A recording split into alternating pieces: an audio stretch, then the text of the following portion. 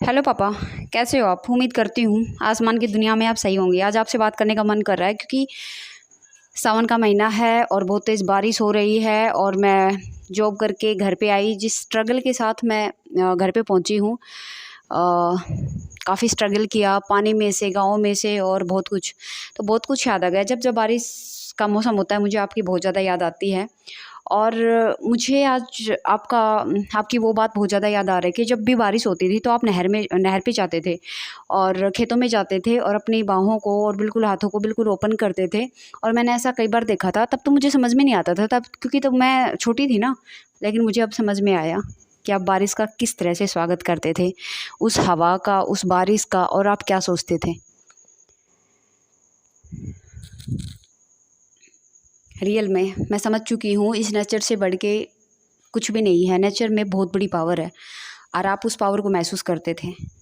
आप स्वागत करते थे, आप बारिश का थैंक यू बोलते थे, आप धन्यवाद बोलते थे बारिश का। आप लोगों के लिए दुआएं करते थे, आप किसानों के लिए दुआएं करते थे। आप जब खेतों को देखते थे ना उस मंडी पे खड़े होके, तो मुझे समझ में कम आती थी बातें, लेकिन अब मैं बड़ी हो चुकी हूँ, है ना।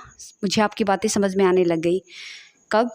जब आप नहीं है तब ज़्यादा समझने लगी हूँ मैं बातें आपकी। और पहले कम समझती थी, लेकिन हाँ, पहले भी आपसे प्यार करती थी और अब भी आपसे प्यार करती हूँ। तो मुझे अपना मैसेज आप तक पहुँचाना था। तो उम्मीद करती हूँ कि बादलों में आप हो, तारे के रूप में कहीं पे भी जा सकते हैं ना आप, क्योंकि आपके पास तो अब बहुत बड़ी पावर है, क्योंकि आप इस धरा पर हो ही नहीं।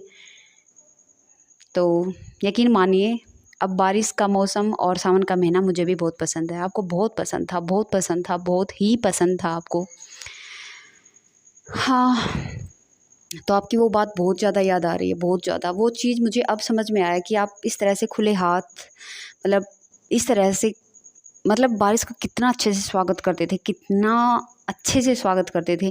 जब भी बारिश होती थी बहुत तेज़ वाली, और जब बारिश थमती थी, रुकती थी, आप बारिश में नहाते भी थे बहुत ज़्यादा। और उसके बाद घर से बाहर निकलते थे और खेतों में जाते थे और नहर के पास उन पेड़ पौधों को देखना, उनको निहारना, उन पत्थरों को निहारना, सब याद आ रहा है। और वो चीज़ें भी मुझे समझ में आ रही है।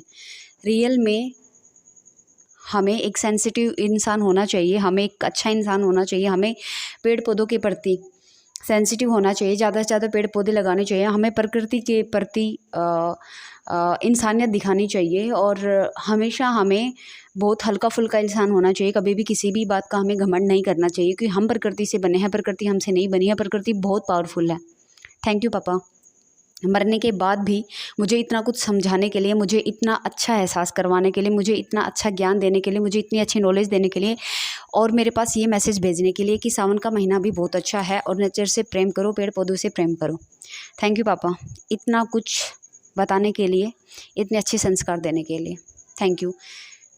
मैं भी अपने आसपास लोगों को प्रेरित करूँगी कि वो सेंसिटिव बने, अच्छे इंसान बने, अपने आसपास इंसानियत फैलाए, अच्छाई फैलाए, पॉजिटिविटी फैलाए, पॉजिटिव वाइब्रेशन फैलाए, ताकि ये जीवन, ये धरा, आसपास के लोग और हमारी जो कौम है, यानी कि मानवता, इंसानियत, जिसको मतलब इंसान एक कौम ही तो है ना। जैसे माखी मच्छर अपने आप में एक कौम होते हैं, ऐसे ही इंसान भी एक कौम है।